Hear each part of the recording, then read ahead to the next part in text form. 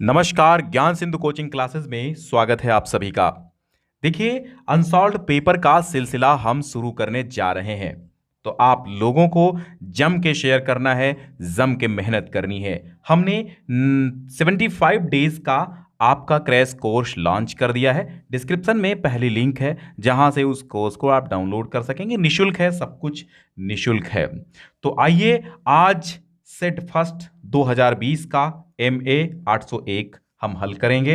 हालांकि 2023 के एग्जाम में आपका OMR बेस्ड 20 क्वेश्चन आने हैं, लेकिन अब आप कहेंगे कि सर तो हमें इससे क्या लेना देना। नहीं, क्वेश्चन सेम रहेंगे, सिलेबस सेम रहेगा, ठीक है। क्वेश्चंस इसमें जो व्याकरण के आपके लिखने वाले हैं वो ऑब्जेक्टिव बन जाएंगे, ठीक है, वही ऑब्जेक्टिव बन जाएंगे, काम आ जाएंगे। तो चलिए ले चलते हैं हम आपको कंप्यूटर स्क्रीन की तरफ और सॉल्व करते हैं ये पेपर। पहला प्रश्न आपके सामने बिल्कुल वैसा ही मॉडल पेपर जैसा आपका एग्जाम में आएगा 2021 के। आइए देखिए, आ चुका है ना, 2020 में आ चुका है। 70 का पूर्णांक होगा, 30 अंक आपको विद्यालय से मिल जाएंगे, और 70 में 60 ले आए तो 90% हो गए भाई, क्यों टेंशन ले रहे हो। तो भारतेंदु हरिश्चंद्र आलोचना साहित्य के जनक माने जाते हैं? बिल्कुल नहीं भैया, बिल्कुल नहीं। आचार्य रामचंद्र शुक्ल प्रसिद्ध निबंधकार हैं? बिल्कुल राइट आंसर आपका सेकंड हो जाएगा। आचार्य रामचंद्र शुक्ल जो हैं वो आपके प्रसिद्ध निबंधकार हैं, और इनकी मित्रता नामक निबंध भी इनका बहुत मशहूर है, जो आपके पाठ्यक्रम में भी सम्मिलित है। और हिंदी साहित्य का इतिहास भी लिखा इन्होंने, और विचार वीथी भी लिखा, चिंतामण निबंध लिखा। तो ये आप समझिएगा। अब आप देखिए यहां पर खा वाला प्रश्न क्या कह रहा है कि आपको किसी एक रचना के रचनाकार का नाम लिखना है, तो आप सबके लिख दीजिए यार, लेकिन लिखना भैया एक ही का है, मैं आपको बता सबके दूंगा। आवारा मसीहा, ये पहला आता है आवारा मसीहा। आवारा मसीहा विष्णु प्रभाकर ने लिखा है और शरत चंद्र की जीवन पर आधारित है। बहुत बार पूछा गया, बहुत बार, सैकड़ों बार पूछा गया होगा यूपी बोर्ड में। आवारा मसीहा किसकी जीवनी है, तो मतलब किसके जीवन पर आधारित है, तो आप बताइएगा शरत चंद्र के जीवन पर। और लिखा किसने है आवारा मसीहा, जीवनी किसकी है, शरत चंद्र की, और लिखा किसने है, तो आप बताएंगे विष्णु प्रभाकर। और विधा जीवनी, अर्धनारीश्वर, ये निबंध है रामधारी सिंह दिनकर का निबंध है अर्धनारीश्वर। क्या भूलूं क्या याद करूं, हरिवंश राय बच्चन की आत्म कथा है। और पंचवटी मैथिली शरण गुप्त की रचना है। आप तो जानते हैं कि पंचवटी की छाया में है सुंदर पर्ण कुटीर बना, जिसके सम्मुख स्वच्छ शिला पर धीर वीर निर्भीक मना। जाग रहा यह कौन धनुर्धर, जबकि भुवन भर सोता है, भोगी किस्मा युद्ध योगी सा बना दृष्टिगत होता है ना। तो ये पंचवटी आपने पढ़ा कक्षा 9 में, वही पंचवटी राम आपका है मैथिली शरण गुप्त जी का। यात्रा के पन्ने यात्रा साहित्य पर आधारित विधा है, ठीक है बेटा। यात्रा के पन्ने विधा यात्रा साहित्य है। सरस्वती पत्रिका द्विवेदी युग में प्रकाशित हुई, 1900 ईस्वी में प्रारंभ हुई। प्रथम संपादक बाबू श्याम सुंदर दास थे, और दूसरे संपादक बने थे आपके आचार्य महावीर प्रसाद द्विवेदी, जो 1903 से लेकर के 1920 तक संपादक रहे। ठलुआ क्लब, किसके लेखक हैं, गुलाब राय, बाबू गुलाब राय ने ठलुआ क्लब लिखा। प्रगतिवादी कविता की किन्हीं दो विशेषताओं का उल्लेख करना है, तो पहली विशेषता आप ध्यान दीजिए, प्रगतिवादी कविता की पहली विशेषता है सामाजिक यथार्थवाद। प्रगतिवादी कविता की पहली विशेषता क्या है, सामाजिक यथार्थवाद। तो आप याद कीजिए, सामाजिक यथार्थवाद मतलब, सामाजिक यथार्थवाद का मतलब क्या है, सामाजिक का मतलब होता समाज में, यथार्थवाद का मतलब जो घटित हो रहा है, वर्तमान स्थितियां। तो समाज की वर्तमान स्थितियां प्रगतिवादी कविता में दिखाई गईं और देखने को मिली। श्वानों को मिलता दूध वस्त्र, भूखे बच्चे अकुलाते हैं, मां की छाती से चिपक ठिठुर जाड़े की रात बिताते हैं। ऐसी कविताओं में समाज का रूप उभर कर सामने आता है, समाज का यथार्थ चित्रण वहां पर दिखाई देता है अंग्रेजों के समय में। तो इसलिए प्रगतिवाद की पहली विशेषता सामाजिक यथार्थवाद, और दूसरी है क्रांति की भावना। क्रांति की भावना इसलिए थी क्योंकि जब यह प्रगतिवाद चला 1943 के पहले था, 1938 के बाद था। 1938 और 43 में जानते हो देश आजाद नहीं हुआ था, तो क्रांति की भावना तो सभी कवियों में थी ही। तो दो विशेषताएं आपको, क्रांति की भावना, सामाजिक यथार्थवाद, ये प्रगतिवादी की विशेषताएं लिखिएगा। रीतिकाल आता है, चिंतामणि आते हैं, मतीराम आते हैं, केशवदास आते हैं, ये सब ये आप रीतिकाल के हैं, तो बिहारी भूषण लिख दीजिए। ठीक है। तीसरा सप्तक काव्य संग्रह का प्रकाशन किस वर्ष हुआ? तो सबसे पहले आप देखिए तार सप्तक 1943, इसके 8 वर्ष बाद 1951 में दूसरा सप्तक, इसके 8 वर्ष बाद 1962 में तीसरा सप्तक प्रकाशित हुआ। यहां पर पूछा जा रहा तीसरा सप्तक, तो इसका राइट आंसर होगा 1962, 1959 ईस्वी में आपका यह प्रकाशित हुआ था।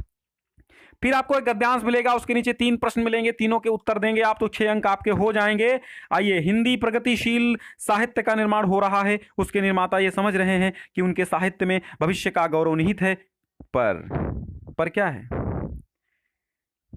पर कुछ समय के बाद उनका ये साहित्य भी अतीत का स्मारक हो जाएगा, और जो आज तरुण हैं वही वृद्ध होकर अतीत के गौरव का स्वप्न देखेंगे। उनके स्थान में तरुणों का दूसरा दल आ जाएगा जो भविष्य का स्वप्न देखेगा। दोनों के ही स्वप्न सुखद होते हैं, क्योंकि दूर के ढोल सुहावने होते हैं। क्या लिखूं? पद्मलाल पुन्नालाल बख्शी जी का है, लेकिन आपके पाठ्यक्रम में 2021 में नहीं है, लेकिन आगे के बच्चों में होगा, इसलिए मैं इसके भी उत्तर दूंगा।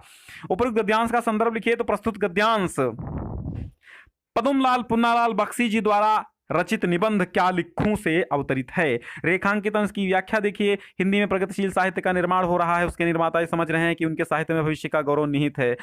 पद्मलाल पुन्नालाल बख्शी जी कहते हैं कि हिंदी में प्रगतिशील साहित्य का निर्माण चरम सीमा पर है, बराबर हो रहा है, परंतु उसके निर्माणकर्ता उनको ये प्रतीत हो रहा है, उनको ये अनुभव हो रहा है कि इस साहित्य में हम भविष्य का गौरव निहित किए हैं, परंतु ऐसा कुछ नहीं है। कुछ समय के बाद जो भविष्य होता है वो क्या हो जाता है? वर्तमान हो जाता है, और वर्तमान भी कुछ समय बाद क्या होता है? भूतकाल में व्यतीत हो जाता है। चलिए, दूर के ढोल सुहावने का अर्थ क्या है? दूर की वस्तु प्रशंसनीय होती है। दूर के ढोल सुहावने मतलब यही है कि दूर की वस्तु बहुत अच्छी लगती है, यानी घर का जोगी जोगना आन गांव का सिद्ध। घर का व्यक्ति क्या होता है?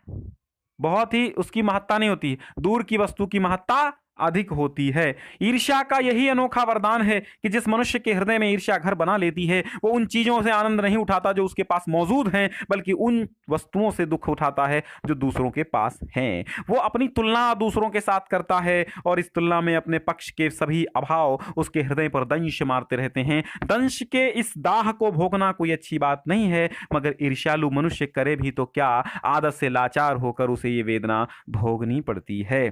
देखिए, ये भी आपके पाठ्यक्रम में नहीं है, क्षमा चाहते हैं, आज के पेपर में जो है वो आपके पाठ्यक्रम में नहीं है, 30% में कट गया है, लेकिन कोई बात नहीं है, 2021 में नहीं है तो 22 में जरूर होगा, इसलिए इसको भी मैं समझा देता हूं। आप छोड़कर क्लास में जाइए, आगे बहुत काम का आपके चीजें हैं, है ना।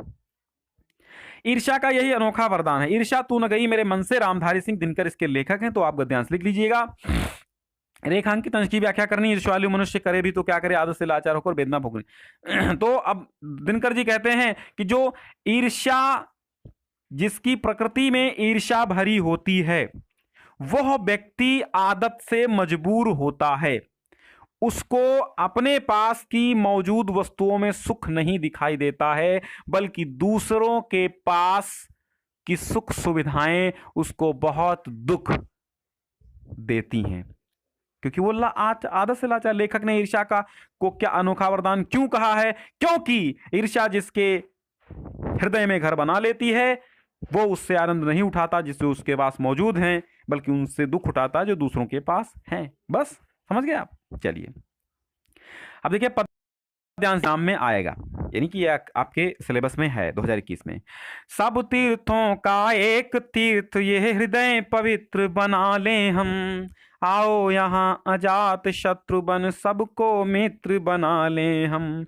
रेखाएं प्रस्तुत हैं अपने मन के चित्र बना ले हम, 100 आदर्शों को लेकर एक चरित्र बना ले हम। इसकी हम व्याख्या अपने पाठ्यक्रम, अपने प्लेलिस्ट में दे चुके हैं, आप वहां पर जाकर के इसकी व्याख्या जरूर देखें। हमने आपको बताया, मोर पखा सिर ऊपर राखी हों, गुंज की माल गरे पहिरोंगी, ओढ़ी पीतंबर लय लुक लकुटी, बन गोधन ग्वारन संग फिरोंगी, बाब तो वो ही मेरो रस खानी, सो तेरे कहे सब स्वांग करोंगी, ओ या मुरली मर की अधरान धरी अधरान धरो।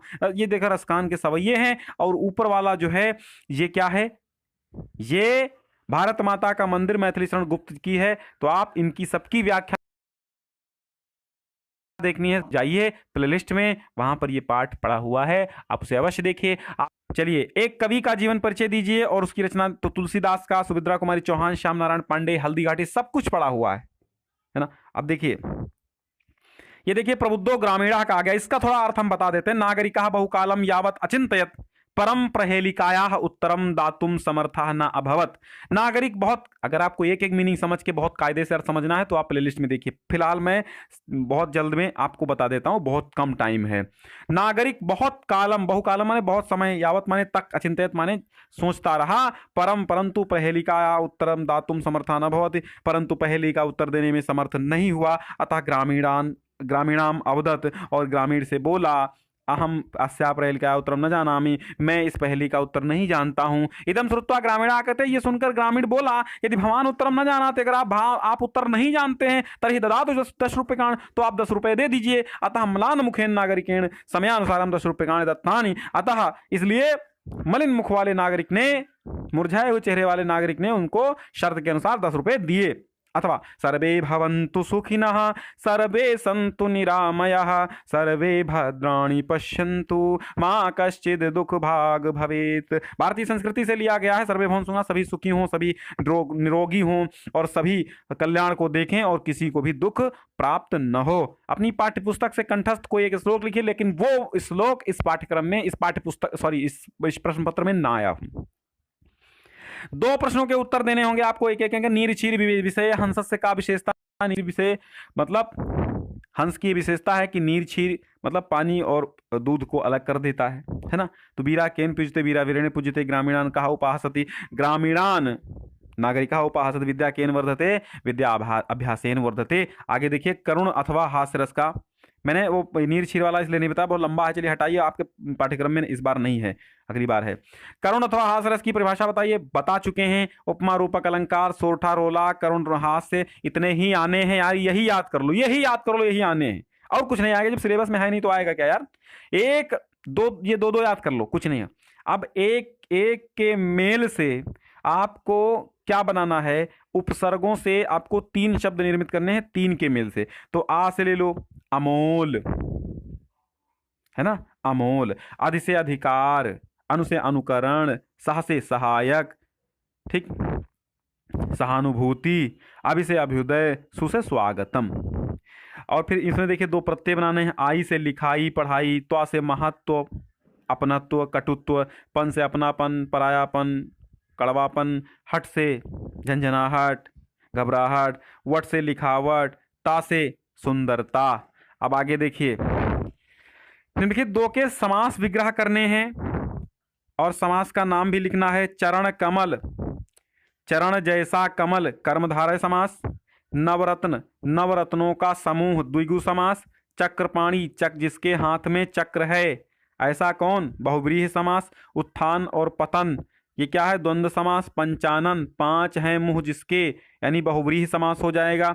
सप्तर्षि, 7 ऋषियों का समूह, द्विगु समास हो जाएगा। आगे देखिए, आगे है निम्न में से किन्हीं 2 शब्दों के तत्सम रूप लिखिए। 2 शब्दों के तत्सम रूप लिखना है। तो देखिए, आज का आद्य, आज का क्या हो जाएगा, आद्य। अमावस का अमावस्या, अमावस्या। चौराहा का चतुष्पथ, ठीक है, चतुष्पथ होगा। चतुष्पथ कैसे लिखेंगे, चतुष्पथ ऐसे लिखेंगे। चना का चणक हो जाएगा, चणक। चना का क्या हो जाएगा, चणक। कुआं का कूप हो जाएगा। बत्ती वर्तिका हो जाएगा, क्या हो जाएगा, वर्तिका। बत्ती का वर्तिका। दो शब्दों के पर्यायवाची दो दो लिखने हैं। उन्नति, उन्नति का प्रगति होगा, विकास होगा, उत्थान होगा। गृह का हो जाएगा घर, भवन, आलय, निकेतन। बादल का क्या हो जाएगा? बादल का देखिए वारिद, मेघ, वारिद मेघ, नीरद। मछली का मत्स्य, मीन, मछली का क्या होगा? मत्स्य, मीन। हाथी का क्या हो जाएगा? गज, करी, हस्ती। ठीक, इसका संधि करना और इसका नाम भी लिखना है। तो एकैक वृद्धि संधि, एकैक ऐसे लिखेंगे, एकैकः वृद्धि संधि। अद्यैव, अद्यैव कैसे लिखेंगे? अद्यैव वृद्धि संधि। प्रत्युत्तरम यड़ संधि, प्रत्युत्तर ऐसे लिखेंगे, आदातायुत्तर, प्रत्युत्तर। ठीक है, एक बार फिर से बता देते हैं प्रत्युत्तर कैसे लिखेंगे। प्रत्युत्तर ऐसे लिखेंगे। ठीक है, यड़ संधि होगी अभ्युत्तर, अभ्युत्तर में भी ये अभ्युत्तर लिखेंगे ऐसे, इसमें भी यड़ संधि होगी। अभ्युदय, ये भी अभ्युदय, इसमें भी यड़ संधि होगी। देखिए, आप चतुर्थी विभक्ति के बहुवचन में रूप लिखना है, चतुर्थी विभक्ति का बहुवचन में रूप लिखना है। तो ये कह रहा है तो मधुभ्यः, मधु का मधुभ्यः, नदीभ्यः, तेभ्यः और युष्मभ्यम। ठीक है, युष्मभ्यम हो जाएगा।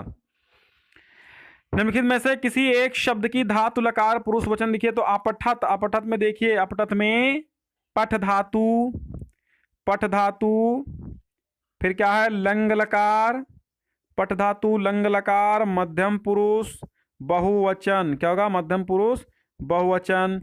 फिर देखिए हसामः, हसामा में हस धातु, क्या हो जाएगा? हस धातु, विधिलिंग लकार, हस धातु, विधिलिंग लकार, प्रथम पुरुष बहुवचन हो जाएगा, प्रथम पुरुष बहुवचन हो जाएगा। ठीक, देखिए अब पश्चिम में दृश्य धातु, पश्चिम में क्या हो जाएगा? दृश्य धातु, विधिलिंग लकार, इसमें भी हो जाएगा, एक ही मात्रा लगी तो विधिलिंग लकार मान लो। और प्रथम पुरुष एक वचन इसमें भी हो जाएगा। आखिरी बचा है और इसे कि पचंतु, तो पठ पठताम, पठत पठताम, पठंतु, लोट लकार, पच धातु, लोट लकार, प्रथम पुरुष और बहुवचन इसमें हो जाएगा। अब आपको दो वाक्यों का संस्कृत में अनुवाद करना होगा।